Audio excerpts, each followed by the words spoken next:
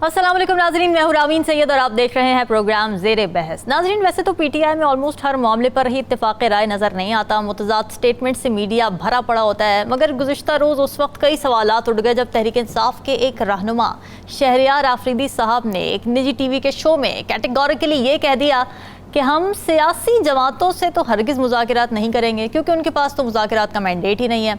हम सिर्फ army chief और डीजीआई से मुज़ाकरात करेंगे। अब इस पर कई सवालात उठ गए कि एक ऐसी जमात जो आईनी बालादस्ती, रूल ऑफ लॉ, जमहूरियत की बात करके अपना बयानिया बना रही है, वो जमात जमहूरियत और आईनी बालादस्ती की खातिर जमहूरी फरीक़ैन यानी सियासी जमातों से ही बात करने को तैयार क्यों नहीं है?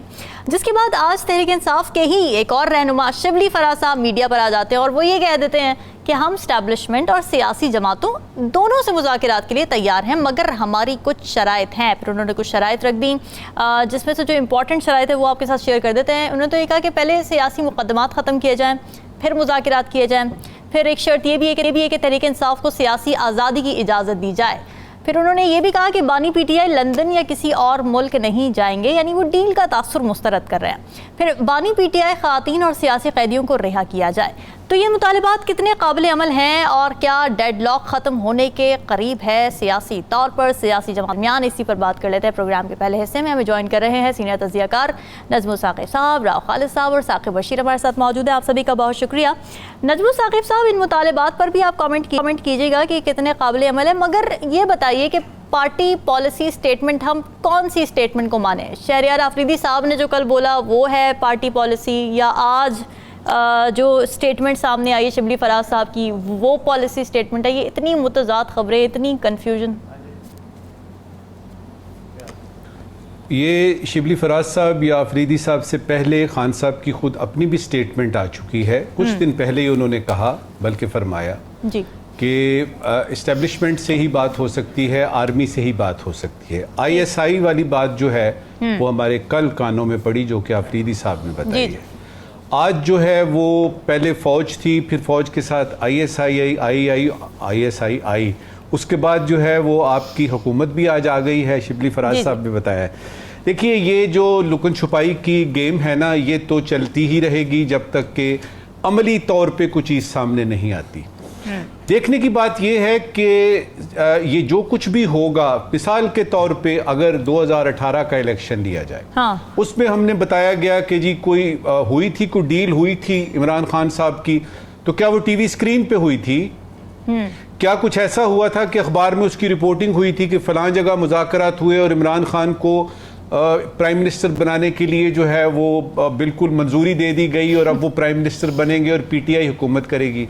ऐसा किधर होता है? सही बात। तो सबसे पहला सवाल जो आपके दिमाग में आना चाहिए वो ये कि ये टीवी स्क्रीन पे आके क्यों बातें हो रही हैं, क्यों बताया जा रहा है? और उसकी जो मुझे ठीक सीधे तरीके से जवाब नजर आ रहा है वो ये है कि चूंकि इस्टेब्लिशमेंट से बात करने का कोई रास्ता ही नहीं निकल रहा, इस्टेब्लिशमेंट की तरफ से किसी किस्म की कोई बात हो ही नहीं रही डायरेक्टली, लिहाजा टीवी स्क्रीन पे आइए, बयानात दीजिए। कोई कह रहा है जी इसके लिए तैयार हैं लेकिन शराइत हैं, कोई कह रहा है नहीं जी हुकूमत से बात करने का फायदा नहीं है, वगैरह वगैरह वगैरह। ठीक है।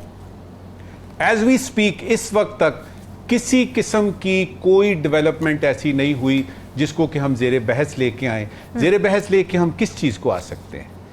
मुज़ाकरात का एजेंडा क्या होगा? पहला सवाल। ठीक है। मुज़ाकरात किस से होंगे? PTI के, और PTI की तरफ से कौन होगा? तीसरा कि मुज़ाकरात फौज और ISI से, इसका मतलब क्या है? सबसे पहले ये देखते हैं कि मुज़ाकरात का एजेंडा क्या होगा। अगर शहरी रहमान साहिबा या इरफान सदीकी साहब, जिन्होंने कल ये कहा कि जी खान बहुत बड़ा यानी लीडर है, उनसे बात करने के लिए दरवाजे वगैरह खुले हैं, उनका जवाब हम इनको समझें तो उस पर तो ये है कि जी हुकूमत से करेंगे क्या बात? ठीक। खान ये चाहेगा कि हुकूमत चली जाए, तो क्या इरफान सदीकी साहब मानेंगे? खान ये चाहेगा कि ये सारी की सारी सजाएं फौरी तौर पे यक जुम्बश कलम ख़त्म हो जाएं, क्या हुकूमत मानेगी? हुकूमत क्या चाहेगी? हुकूमत ये चाहेगी, चूंकि उनका अपना वज़ीर आज़म है, कैबिनेट उनकी अपनी है, वो चाहेंगे कि आप आएँ, असम्बली में बैठें और हमारे साथ यानी अवाम की फलाह व बहबूद के लिए मिलजुल के काम करें। लिहाजा एजेंडा ही तय नहीं होगा, ये तो हुई पहली बात। मुज़ाकरात किस से होंगे? देखिए, खान ने अपनी टीम भी अनाउंस कर दी कोई, तो उसको पता है कि हुकूमत के तो तिलों में तेल नहीं है, और वो ये बबांगे दोहल कई दफ़ा कह चुके। अब ये कि पीटीआई हुकूमत के साथ मुज़ाकरात करने को तैयार है, इसका क्या मतलब है? इसका मतलब ये है कि वो कुछ ना कुछ ऐसी जगह देखना चाहते हैं, एहतजाज अपनी जगह पे, यौम तासीस अपनी जगह पे, वो सारे हिसाब किताब, स्ट्राइक्स वगैरह ये वो और बयानबाजियाँ अपनी जगह पे, लेकिन उनको लग ये रहा है कि ये वक्त है कि लोहा गर्म है, क्योंकि हुकूमत जो है वो कुछ कमज़ोर पड़ती हुई नज़र आ रही है। कुछ हल्के तो कह रहे हैं कि शायद बहुत जल्दी कुछ होने वाला है। अच्छा, तीसरा सवाल जो है ना वो सबसे अहम है कि क्यों फौज और आईएसआई को, इसका मतलब क्या है? मैंने जिस तरह से कहा कि इस तरह की बातें, इस तरह के मज़ाकरात कम अज़ कम मैंने अपनी 63 साल ज़िंदगी में तो नहीं देखे कि फ़ौज बैठी हुई है, आईएसआई बैठी हुई है और खान साहब बैठे हुए हैं या कोई पॉलिटिशियन बैठा हुआ है और बात हो रही है, अच्छा जी फिर हुण की करिए। इस तरह की बातें इस तरह से नहीं होती। और जहाँ तक फ़ौज का ताल्लुक है, आप नोट कीजिए कि उस तरफ से जब से हमें जनरल बाजवा साहब ने ये फरमाया कि फौज का सियासत से कोई ताल्लुक नहीं है, जी जी, उस वक्त से लेके अब तक बीच में हमने देखा कि डीजीआईएसआई जो हैं वो एक प्रेस कॉन्फ्रेंस करते हैं और उसके बाद से मुकम्मल खामोशी है। इसका मतलब ये है कि मेरा तज्जिया ये कहता है कि फौज ने फिलहाल छोड़ दिया है कि भाई हुकूमत आप कर रहे हैं, आप करें मुज़ाकरात अगर आपने करने हैं, और यही नजर आ रहा है, क्योंकि अचानक एक ही वक्त में शहरी रहमान साहिबा और इरफान सिद्दीकी साहिब एक ही जबान बोल रहे हैं। इसका मतलब क्या है? क्या कोई हुक्म हुआ है? चलें, हम इस कॉन्स्पिरेसी में नहीं जाते कि उनको कोई हुक्म हुआ है, हो सकता है कि इल्हाम होते हैं, हो सकता है कि उन्होंने मिल बैठ के कोई बात की हो। बॉटम लाइन क्या निकलती है? हालात ये बता रहे हैं कि खान साहब अड़े हुए हैं, पहला फैक्ट, और वो nothing short of the fall of government, nothing short of next elections, कि अब को उनको यानी उनका ये जो आ रहा है नजर वो ये कि हुकूमत जाए, नए इलेक्शंस हों और मेरा मैंडेट, या फिर अगर इलेक्शन नहीं होते तो मेरा मैंडेट मुझे वापस किया जाए। दूसरी तरफ ये कह रहा है, क्या कहता है तज्जिया हमारा, कि जो कुछ भी होगा, मज़ाकरात जिस किस्म के भी होंगे, ये खबरनामे में नहीं आएंगे, ये अंदर खाते में होते हैं। ये जिस तरह मैं और रासो को बात कर रहे थे, ये ओले होके होते हैं, ओट में होते हैं, और इसकी किसी को आज तक तो ना खबर पड़ी, ना ही कोई चिड़िया वहां जा सकती है। लगता ये है, ये इस वक्त की आखिरी बात, बॉटम लाइन, लगता ये है, तज्जिया ये कहता है कि एक दो बातों पर अगर खान साहब इत्तेफाक करते हैं, मुत्तफिक होते हैं, तो बात हो सकती है। इससे गरज नहीं है कि किस से होती है, और उसमें उनकी तरफ से जो है वो ये है कि जेल से निकलना, सजाएं खत्म होनी और मैंडेट मिलना, ये ज़रा मुश्किल लगता है। इसीलिए मैं ये कहूँगा, मेरा तज्जिया ये कहेगा कि ये सिलसिला इस तरह जारी रहेगा। टर्म्स ऑफ रेफरेंस क्या हैं, शराइत क्या हैं, एजेंडा क्या है, ये चलता रहेगा, बात चलती रहेगी, निकलेगा कुछ भी नहीं। और वो जो होना है वो उसी वक्त होगा जब ये खान साहब उन दो तीन बातों पे, जिसको मैं सब्सटेंटिव पॉइंट्स कहता हूं, उस पे वो थोड़ी सी लचक दिखाएंगे, फिर जाके ये बात बनती हुई नजर आएगी। ठीक है।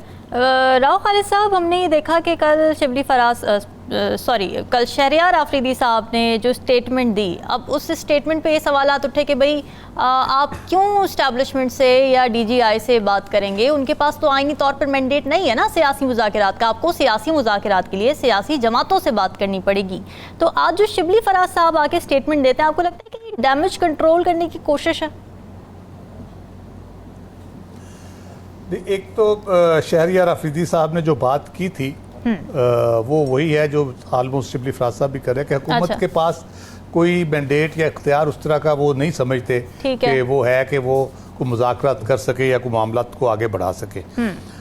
हुकूमत की तरफ से अचानक जो तवातर से मुज़ाकरात की दावत आना शुरू हुई है, हम माजी में भी देखते हैं हुकूमतें अपोजिशन को दावत देती हैं, उसके लिए बड़े ओकेजन्स होते हैं, सर्टन ओकेजन्स होते हैं जिसके ऊपर वो कोशिश करते हैं कि मामला ठीक किए जाएं। अच्छा। यहाँ पे दो चीज़ें तो बज़ाहिर नज़र आ रही हैं। एक तो ये है कि हुकूमत को संजीदगी से इस बात का इदराक है कि अगर सियासी अफरा तफरी रहेगी तो मईशत और सियासत और हुकूमत ये चलेगी नहीं, और ये मामला दिन ब दिन मुश्किल होते चले जाएंगे। IM से मुज़ाकरात करने हों आपने आपने ताजरों को एतमाद देना हो, आपने इन्वेस्टर को एतमाद देना हो, तो उसके लिए एक इन्वायरमेंट चाहिए आपको। तो वो इन्वायरमेंट बनाने के लिए ज़रूरी है।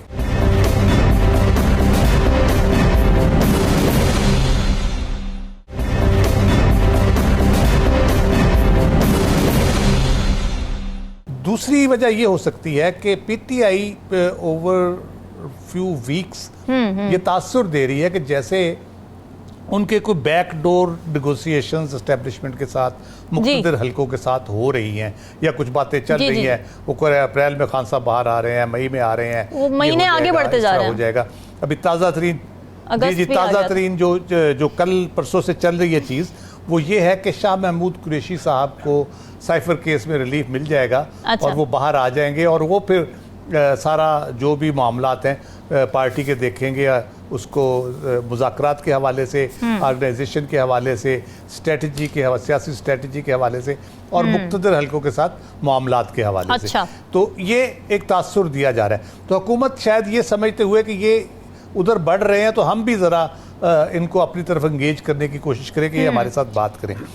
और लेकिन राव खालिद साहब यहाँ पर एक और फॉलोअप क्वेश्चन ले लीजिए कि अगर पीटीआई हुकूमत के साथ बैठने को तैयार हो जाती है, तो वो तो चोर डाकुओं के साथ बैठने को तैयार नहीं है ना, उनका तो बयानिया ये है। तो आपको नहीं लगता कि इससे उनका जो वोटर सपोर्टर है, ये ऑप्टिक्स उसके लिए इतने अच्छे नहीं होंगे, इन दो लोगों का साथ बैठना, पीटीआई और हुकूमत? अच्छा, बात यह कल भी आपने, यानी मेरे जहन में जो था वो पहले से पढ़ लिया मेरा ख्याल। क्या बात, आज भी वही जबरदस्त सिंक है। मैं अगले मरहले पे उसी तरफ आ रहा था। अब हुकूमत क्या करेगी, यानी हुकूमत क्या कर सकती है पीटीआई के लिए? तीन इंपॉर्टेंट चीज़ें हैं मेरा ख्याल है पीटीआई के हवाले से अगर हम देखें तो।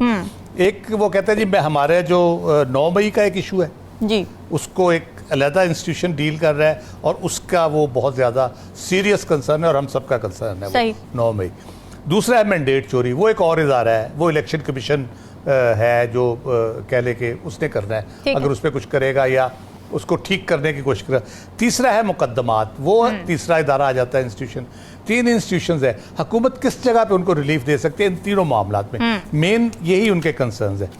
तो हुकूमत मुज़ाकरात, वही कि जो आप सवाल कर रही हैं, हुकूमत तो उनके साथ मुज़ाकरात ये करेगी कि हमें चोर डाकू ना गए आप हमारे साथ ज़रा प्यार मोहब्बत से बात करें, हमारे साथ बैठें। तो उसके बदले में रिलीफ क्या देंगे उनको, कुछ दे सकते हैं कि नहीं दे सकते?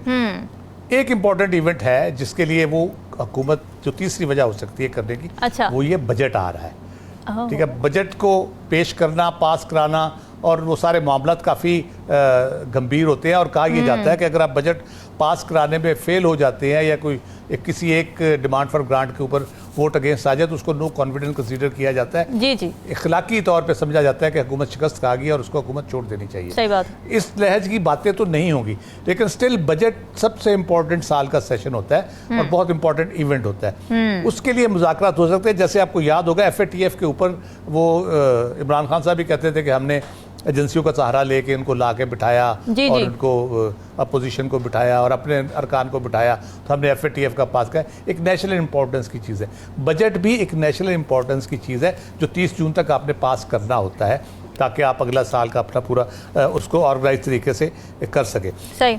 अदरवाइज हुकूमत के पास देने को कुछ नहीं है पीटीआई को वो कुछ नहीं दे सकती।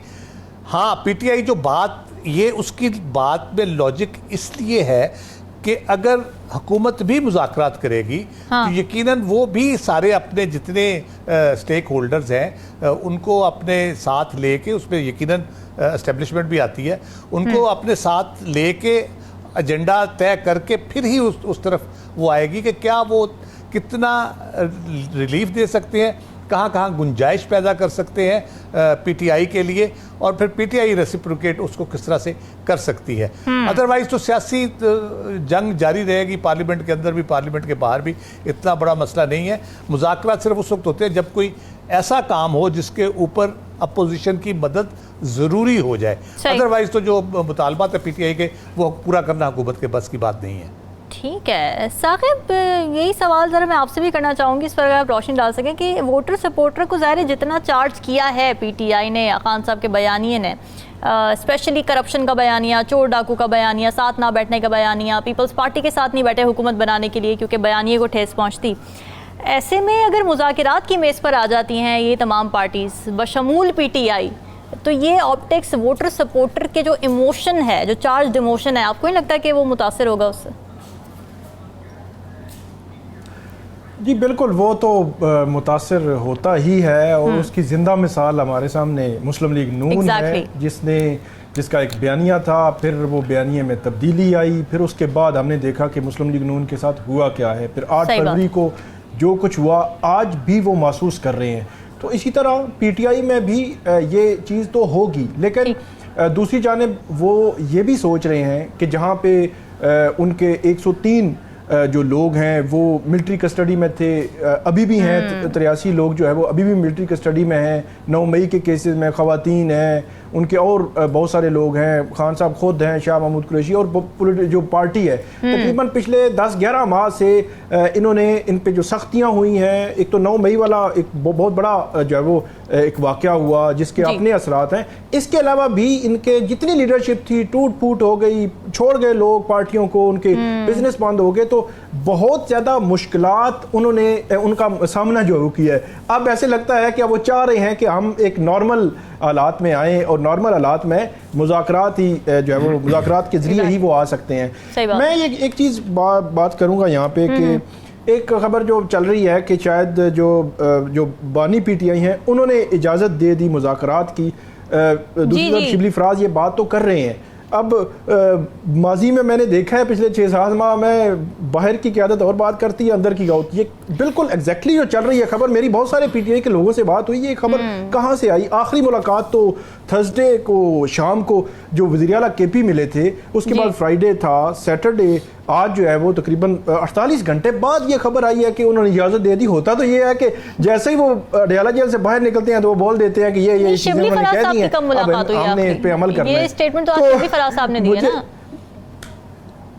नहीं, शिबली फराज साहब ने ही स्टेटमेंट दी। नहीं, स्टेटमेंट उन्होंने डायरेक्ट नहीं दी कि उन्होंने इजाजत दे दी। उन्होंने ये बात की कि मुज़ाकरात का माहौल ये होता है, मुज़ाकरात सबसे किए जाते हैं, एस्टेब्लिशमेंट भी एक हकीकत है, हम भी हकीकत हैं, हम उनसे भी करते हैं, फिर पैरामीटर्स तय होते हैं। उन्होंने बातें की हैं सारी, लेकिन एग्जैक्टली कि उन्होंने इजाजत दे दी है ऐसी कोई बात उन्होंने नहीं की। अब ये कहाँ से आई है ये भी थोड़ा सा मामला है इसमें। दूसरी बात जो है वो पीटीआई करे, शहरयार अफरीदी साहब ने जो कल बात की थी वो सुबह उन्होंने पूरी वजाहत जारी कर दी। उन्होंने कहा वो मेरी साको सबाक से हटकर जो है वो उसको जो है वो लिया गया, ऐसी बात मैंने नहीं की थी। तो ये जो कहना कि हम उनसे ही मुज़ाकरात करेंगे, उनके साथ बैठेंगे, ऐसा कोई सिलसिला ही नहीं है। कब मतलब ओपनली होते हैं मुज़ाकरात, वो तो डिसऑन कर चुके हैं सारी चीज़ें कि पॉलिटिक्स के हमारा साथ ताल्लुक नहीं है, हम हमारी कोई इंटरफेरेंस नहीं है। तो ओपनली कैसे ये कहेंगे कि हमने उनके साथ ही मुज़ाकरात करने हैं।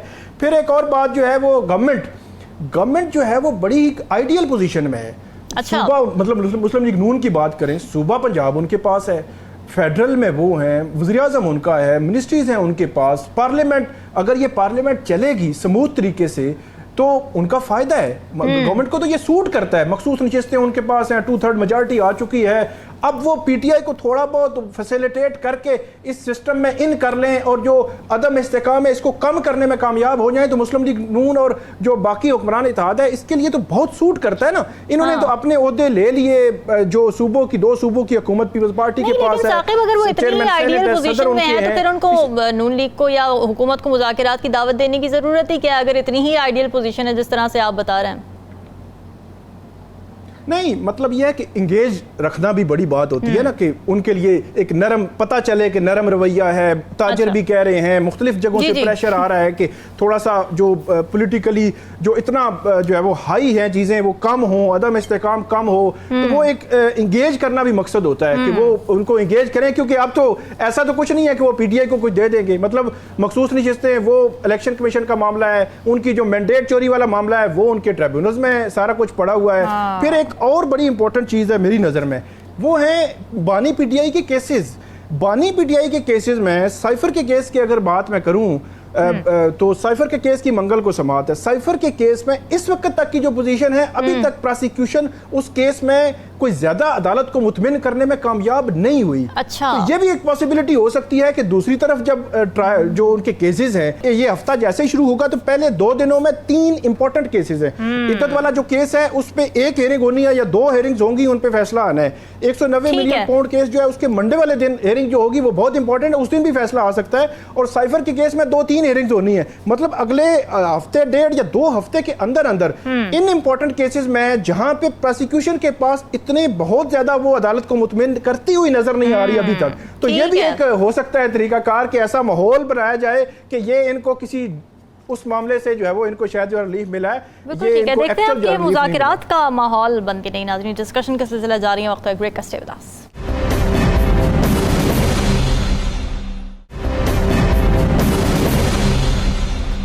वेलकम बैक नाजरीन। वज़ारत उज़्मा का ख्वाब दिल में बसाए लंदन से वापस लौटने वाले नवाज शरीफ पाकिस्तान के वज़ीर आज़म तो ना बन सके, लेकिन अब वो अपनी पार्टी के सदर बनने की ख्वाहिश रखते हैं और नून लीग ने उनको पार्टी सदर बनाने के लिए एक मुतफ़िक़ा करारदाद भी मंजूर कर ली है, जिसमें नून लीग के रहनुमाओं और कारकुनान ने नवाज शरीफ की क़यादत पर मुकम्मल एतमाद का इजहार किया है। मुस्लिम लीग नून नवाज शरीफ से इस करारदाद में ये इस्तदा करती है कि वो पार्टी की क़यादत संभालें ताकि पार्टी उनकी वलवला अंगेज़ क़यादत में अवामी मकबूलियत की नई जहतें तय कर सके। फिर राना सनाउल्लाह साहब ने इस हवाले से कहा कि नवाज शरीफ की सदारत में हम अपनी कोताहियों और कमज़ोरियों पर काबू पाएंगे और उम्मीद है कि इसके बाद नून लीग मकबूलियत हासिल करेगी। राव खालिद साहब, ये तमाम उम्मीदें, ये तमाम मकासद जो जोड़े जा रहे हैं नवाज शरीफ साहब की सदारत से, पार्टी की सदारत से, ये पूरे हो पाएंगे उनको जब मिल जाएगी ये सदारत उसके बाद? देखिए, अभी तक तो उनके सारे ख्वाब पूरे हुए हैं और उनकी, मुझे वैसे राना साहब और बाकी दोस्तों से गिला ये है जो भी उनके सियासी पैरोकार हैं कि ये पिछले साल 1.5 साल में उनको वलवला अंगेज़ क़यादत याद नहीं आई, सदर बनाने का उन्होंने नहीं सोचा। चले केसेस उनके ख़त्म हो गए उसके बाद सोच लेते, जब वो एलिजिबल हो चुके थे, उनकी वलवला अंगेज़ क़यादत में इलेक्शन लड़ते, सदर बना के सारा नहीं लड़ा। उन्होंने इलेक्शन तो लड़ा, पाकिस्तान को नवाजों के नाम से मैनिफेस्टो भी आया, लेकिन नवाज शरीफ साहब नहीं आए वज़ीर आज़म के तौर पर। नहीं, क़यादत तो मौजूद थी ना, अब सदर बनने से कि उसमें वलवला कैसे पैदा हो जाएगा, मैं सिर्फ ये पूछना चाह रहा हूँ कि क़यादत तो मौजूद है, वो वलवला अंगेज़ ही है, लेकिन अब वो समझते हैं कि अब पता नहीं सदर, अगर सदर का उनके साथ लग जाएगा तो वो फिर ज़्यादा वलवला अंगेज़ हो जाएगी या उससे कोई और तब्दीली आ जाएगी। बुनियादी तौर पर यह है कि वो अपने मियाँ साहब, एक तो बुनियादी बात उसमें यह है कि वो अपने साथ होने वाली तमाम ज़्यादतियों का अजाला चाहते हैं, वो हो रहा है। मुख्तलिफ बराइल में उनके केसेस ख़त्म हुए, उनकी डिस्क्वालिफिकेशंस ख़त्म हुई, उनको सदर नहीं बनने दिया गया, वो लॉ पास किया गया, सुप्रीम कोर्ट ने उसे रिजेक्ट कर दिया और वो कानून जो उसकी वजह से वो पार्टी के सदर नहीं रह पाए और उनको भाई को बनाना पड़ा मजबूरी में। तो अब वो उसकी भी ज़्यादती का अजाला चाहते हैं कि उनके साथ जो किया गया, लेकिन मसला वही है कि वो प्राइम मिनिस्टर फिर भी नहीं बन पाएंगे। क्या उनका मतमा नज़र ये है कि वो पार्टी की जब क़यादत ले लेंगे और पार्टी का कंट्रोल उनके पास आ जाएगा तो हो सकता है पार्टी कोई ऐसी स्ट्रेटजी बनाए या वो बनाए कि जिसमें फिर 2, 4, 6 महीने, साल में वो हो के जी पार्टी के सदर को होना चाहिए प्राइम मिनिस्टर, और मियाँ नवाज शरीफ का तजर्बा भी बहुत है सारा। क्या इस किस्म की काविश होगी? मेरा ख्याल इस किस्म की काविश नहीं है। अच्छा। लेकिन मसला ये है कि अगर वो सदर बन जाते हैं और पार्टी का कंट्रोल उनके पास आ जाता है और वो लेना भी चाहते हैं, मैं पिछले 15 मार्च को मैंने ये बात की थी अपने प्रोग्राम में कि वो सदर बनना चाह रहे हैं दोबारा। ये करारदाद तो उनकी ख्वाहिश के नतीजे में आई है, ये इनकी तरफ से नहीं थी ख्वाहिश, ये उन्हीं की तरफ से ख्वाहिश थी कि मैंने सदर बनना है। तो वो अब क्योंकि वो बिल्कुल इररेलेवेंट हो गया पॉलिटिकली, भले बेटी चीफ मिनिस्टर है, भले भाई प्राइम मिनिस्टर है, लेकिन जो रोल होता है एक लीडर के तौर पे वो उनका ना होने के बराबर रह गया था। और वो हमने देखा भी कि लोग वो बेटी के साथ अगर जाते हैं कहीं दौरे पे तो लोग मजाक उड़ाते हैं कि जी वो रोटियां वो देर तो दूर में जाके देख रहे हैं, चेक कर रहे हैं, ये नौबत आ गई अब 3 दफ़ा के प्राइम मिनिस्टर की। तो ये चीज़ें जो है ज़ाहिर है उनको भी पता है कि मेरी रेलेवेंस नहीं है, तो वो रेलेवेंट होने के लिए पार्टी का सदर बन के उसके बाद वो पॉलिसी लेवल पे मेरा ख्याल है इंटरफेरेंस करेंगे, फेडरल लेवल पे ज़रूर करेंगे। अच्छा। और वो शहबाज शरीफ साहब की मुश्किलात में इजाफे का बायस बनेगी, क्योंकि उनका मतमा नज़र अगर तो ये हो कि पार्टी सदर बन के, जो मेरी ख्वाहिश है हर पार्टी के लिए है कि वो जब भी उनको ऐसा मौका मिलता है जिसमें वो बहुत ज़्यादा उन पर हुकूमत का और जिम्मेदारियाँ नहीं होती, तो अपनी पार्टी को ऑर्गेनाइज करें, उसकी जो है रूट्स उसको मजबूत करें और उसको फैलाएं, ज़्यादा से ज़्यादा पॉलिटिकल एक्टिविटी जनरेट करें अपने वर्कर्स के दरमियान। लेकिन राव खालिद साहब, क्या हम ये समझ सकते हैं या ये कह सकते हैं कि नवाज शरीफ साहब की वापसी एज सदर ऑफ मुस्लिम लीग नून, क्या मुज़ाहिमती बयानिया दोबारा शुरू होने जा रहा है, ये भी इससे तासुर मिलता है? देखिए, जो तो उनके कह ले के लेकिन अगर नवाज शरीफ साहब ये समझते हैं कि उन्होंने अगर अवाम में पजीराई हासिल करनी है तो उसके लिए वही बयानियाँ चाहिए जो जावेद लतीफ़ साहब और राना सनाउल्लाह साहब जो बज़ाहिर कहा जा रहा है उनके बिहाफ पे जी। पेश कर रहे हैं। तो अगर वो उस तरफ जाते हैं तो वो बराह रास्त नहीं ये बात करेंगे, वो इनडायरेक्टली करेंगे, इन्हीं लोगों के थ्रू करेंगे, पॉलिसी प्रेशर के तौर पे करें, बयानात की सूरत में करें। एक्ट तो वो कर नहीं सकते पार्टी के सदर के तौर पे ऐसा कि जिसमें आप कोई करें, खुल के वो सामने नहीं आएंगे, वो इसी तरह करेंगे। और शहबाज शरीफ साहब के लिए ये चीज़ें काफ़ी मुश्किल का बायस बन सकती हैं। ये बड़ा आपने अहम पॉइंट उठा दिया है। नजमो साकिब साहब, ये जब एलामिया दिया उन्होंने, करारदाद दी कि हम मुत्तफ़िक़ हैं कि सदर अब नवाज शरीफ साहब को होना चाहिए, उस प्रेस कॉन्फ्रेंस में 3 रहनुमा मौजूद थे नून लीग के, राना सनाउल्लाह साहब थे, खुर्रम दस्तगीर खान थे और जावेद लतीफ़ साहब थे। अब इन्हें नवाज शरीफ के कैंप का कहा जाता है, इन तीनों ने कोई सीट नहीं जीती। आप समझ रहे हैं कि ये अब एक कॉन्फ्लिक्ट नज़र आ रहा है हमें, एक 2 पार्टियां बनती जा रही हैं और बकौल शेख रशीद साहब नून शीन से अलग होती नज़र आ रही है? देखिए, ये नून शीन से अलहदा नहीं होगी। अच्छा, अगर अलहदा हुए बगैर ही शहबाज शरीफ साहब वज़ीर आज़म बन गए हैं तो क्या ज़रूरत पड़ी हुई है? ये जो आपने 3 नाम लिए हैं ना जी, जावेद लतीफ़ साहब, राना सनाउल्लाह, खुर्रम दस्तगीर, इसमें ख्वाजा आसिफ का नाम भी डालिए और किसी हद तक कुछ 60% साद रफ़ीक का भी नाम डालिए। ठीक है। इरफान सिद्दीकी साहब तो खैर मौजूद हैं ही इस पलड़े में। जी, देखिए, 2 फैक्टर्स हैं मेरे नज़दीक जिनकी वजह से कि इस वक्त अचानक ज़रूरत पड़ गई सदर बनने की। हाँ, पहला फैक्टर है ह्यूमन फैक्टर, अच्छा, दूसरा फैक्टर है आपका पार्टी फैक्टर। ह्यूमन फैक्टर क्या है? देखिए, 3 मरतबा आप प्राइम मिनिस्टर हैं, वो खोया हुआ मकाम, वो मरतबा, वो प्रोटोकॉल, वो दबदबा, वो तंतना याद तो आता होगा ना। और फिर आप देखते हैं छोटा भाई जो है वो आप ही के तुफैल अगर बना है, पार्टी जो कि आपकी है। याद रहे कि ये जो PML में नून है ना, जी जी, ये नून जो है ये नवाज शरीफ है। जी जी, तो ह्यूमन फैक्टर को तो अपने सामने रखिए। ठीक है। फिर उसके बाद ह्यूमन फैक्टर का ही यानी आगे चलते हैं कि डील होती है, वो वापस आते हैं, बड़ी बड़ी तस्वीरें हम देखते हैं, नवाज शरीफ को नवाज दो, फलाना ये वो, पाकिस्तान को नवाज दो वगैरह वगैरह। और अचानक वो एक विक्ट्री स्पीच करते भी हैं, लेकिन उसके बाद उनको पता लगता है कि मैं तो शायद अपने ही हलके में हार रहा हूं, बिटिया तो शायद अपने ही हलके में हार रही है। ये वो रात है जो कि बहुत ज्यादा कर्बनाक थी, यानी मुस्लिम लीग नून को ओवरऑल अगर आप देखें तो जी जी, कि उसमें हकीकत जो सामने नजर आ रही थी। दूसरा फैक्टर जो मैं पार्टी फैक्टर बता रहा हूं ना, वो ये है कि ये तय हो गया कि सिर्फ अपोजिशन ही नहीं ये कह रही, नवाज शरीफ के अपने दोस्त, ये जिनके नाम लिए हैं खास तौर पे, ये अपनी जब बातचीत करते हैं या पार्टी के अंदर मौजूद बाकी जो 2nd टियर 3rd टियर के हैं, वो ये कह रहे हैं कि जी हमारी पार्टी बयानिए के तब्दील होने के साथ साथ और भी वजूहात की बिना पर अपनी साख खो चुकी है। अब उसमें ये फैक्टर लाना कि जी ये मैंने ये साख वापस लानी है, उसके लिए आपको सदर बनना बहुत ज्यादा अशद जरूरी नजर आता है। तीसरा फैक्टर ये है इसमें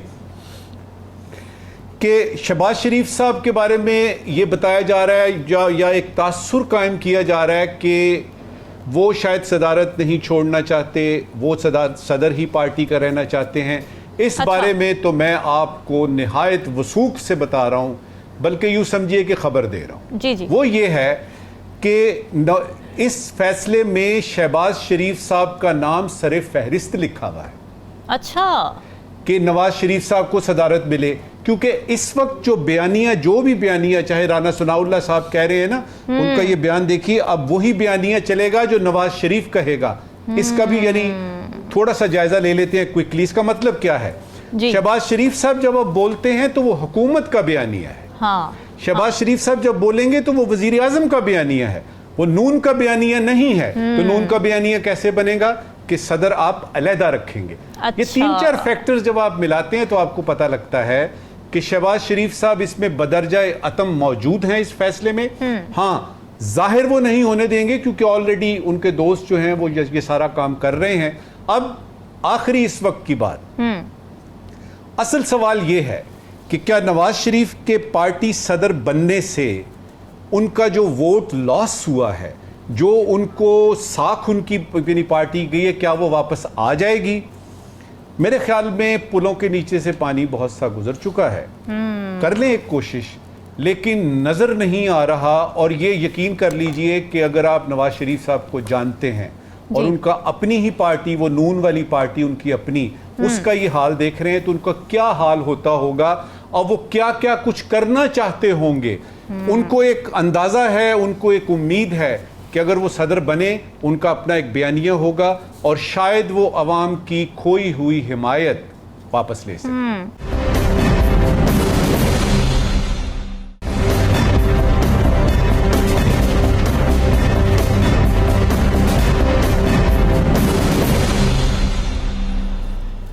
वेलकम बैक नाज़रीन। वज़ीर-ए-आज़म शहबाज शरीफ FBR के महकमे में अचानक मुतहर्रिक हुए और ख़बरें ये आई कि 12 अफसरान को ओहदों से हटा दिया गया और बाद में 36 मज़ीद अफसरान का तबादला कर दिया गया। इस एक्शन की वजह बताई वज़ीर इत्तलात अता तारड़ ने, और उन्होंने ये कहा कि FBR में हर साल लीकेज की खबरें आती थी कि इतने अरब का नुकसान हो गया, कलेक्शन नहीं हो सकी। तो वज़ीर-ए-आज़म ने एक तारीख़ी कदम लिया है और बहुत सारे लोगों को ओहदों से हटाया और बहुत सारे लोगों को नौकरी से फ़ारिग भी मज़ीद किया जाएगा। FBR के करप्ट नाअहल अफसरान को उनके ओहदों से हटाकर उनके खिलाफ कार्रवाई का हुक्म दिया गया, जिसके बाद उन्होंने ये यकीन भी दिलाया कि टैक्स कलेक्शन में अब इजाफा होगा। तो नजमुल साकिब साहब, ये जो जल्जला आया है FBR में, क्या यही हाल है? देखिए, सबसे पहले तो बात ये है कि ये कार्रवाई डाली गई है। अच्छा। और इसमें हमें नहीं पता कि दो बातों का नहीं पता। पहली बात, इसका नहीं पता कि कोई इंक्वायरी हुई थी जिसकी बेसिस पे, जिसकी फाइंडिंग्स पे अमल करके तो इन अफसरान को, जो 21 और 22 ग्रेड के, ये बड़े सीनियर अफसरान होते हैं, एडिशनल सेक्रेटरी, स्पेशल सेक्रेटरी इनका ग्रेड होता है, इस तरह से निकालना जो है वो साफ नज़र आ रहा है कि आपको सर में दर्द होता है ना, तो बजाय इसके कि कोई पैरासीटामॉल, कोई पेनाडोल ढूंढें, आप गला ही काट देते हैं और आपको समझ ही नहीं आती कि ये। और उसका एक सबूत मैं आपको देता हूँ, एक उसकी मिसाल देता हूँ आपको। देखिए, इनकम टैक्स के अफसरान जो है ना, जो यानी आपके इस वक्त हाजिर सर्विस अफसरान हैं, वो अब ये डिपार्टमेंट ही छोड़ के जा रहे हैं, ख़ास तौर पे वो जिनको अपनी इज्जत प्यारी है। अच्छा, वो उनमें से एक का आपको मिसाल देता हूँ। इस वक्त जो इस्लामाबाद में अकेडमी ऑफ लेटर्स, अकेडमी अदबियात जो है, उसके जो डायरेक्टर जनरल हैं वो इनकम टैक्स के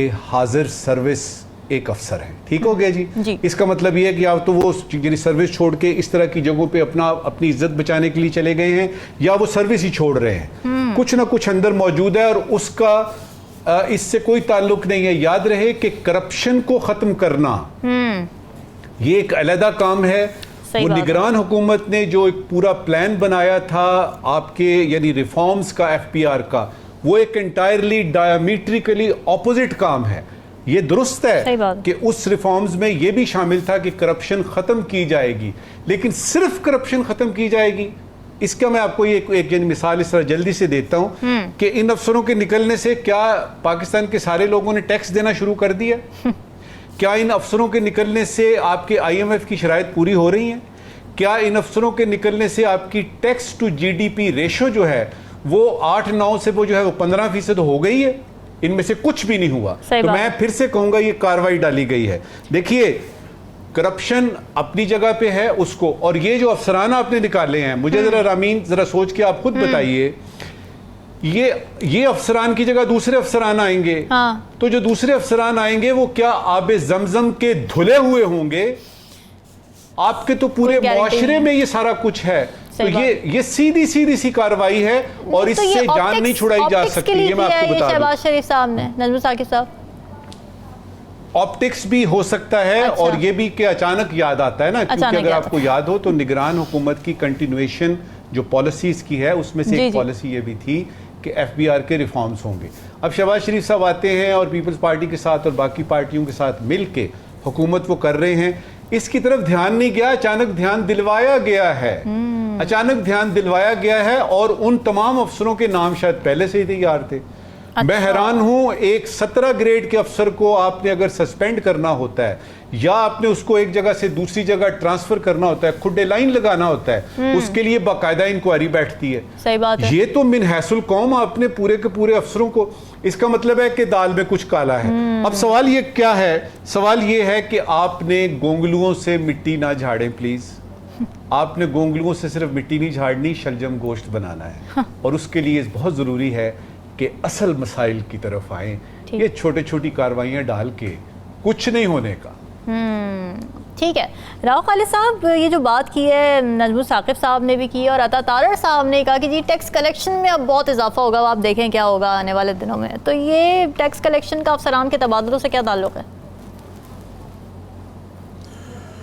देखिए, अगर तो हम जाएं प्राइम मिनिस्टर की और उनकी PMLN की हुकूमत के तर्ज हुकूमत पे जाएं। अच्छा। दुआ की जा सकती है कि ये जो किया जा रहा है रिस्ट्रक्चरिंग और अकाउंटेबिलिटी, ये बहुत इंपॉर्टेंट चीज़ें हैं और ये पिछले 30-40 साल से किया जा रहा है। हमें इंटरनेशनल इमदाद भी मिलती है, डॉलर भी मिलते हैं, हमने आज तक नहीं किया। इसी तरह हम करते हैं जो अब किया है हमने।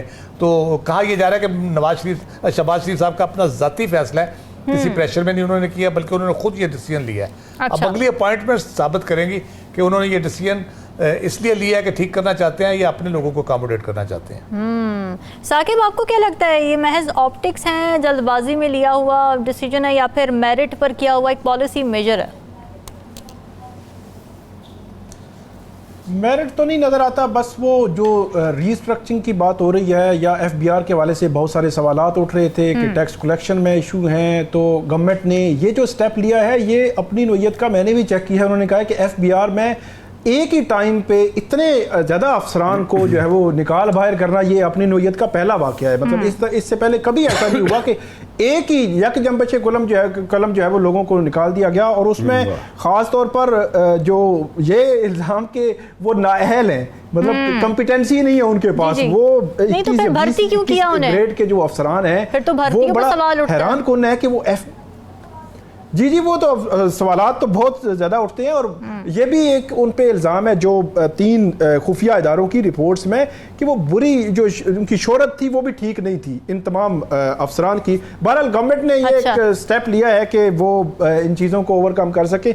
मैं थोड़ा सा FBR के हवाले से ये बताऊँगा कि टैक्स कलेक्शन के हवाले से गवर्नमेंट जो है वो कर रही है कि जो मुख्तलिफ कोर्ट्स में, अदालतों में, हाई कोर्ट, सुप्रीम कोर्ट या मुख्तलिफ जगहों पे जो टैक्स के केसेस जो है वो पेंडिंग है, वो एक बहुत लंबी एक लिस्ट है जो सुप्रीम कोर्ट से लेकर तमाम जो अदालतें हैं उनमें जो है वो मौजूद है। सुप्रीम कोर्ट में तकरीबन 196 अरब रुपए के जो केसेस हैं, ये तकरीबन 3000 से ज़ायद केसेस सुप्रीम कोर्ट में पेंडिंग हैं।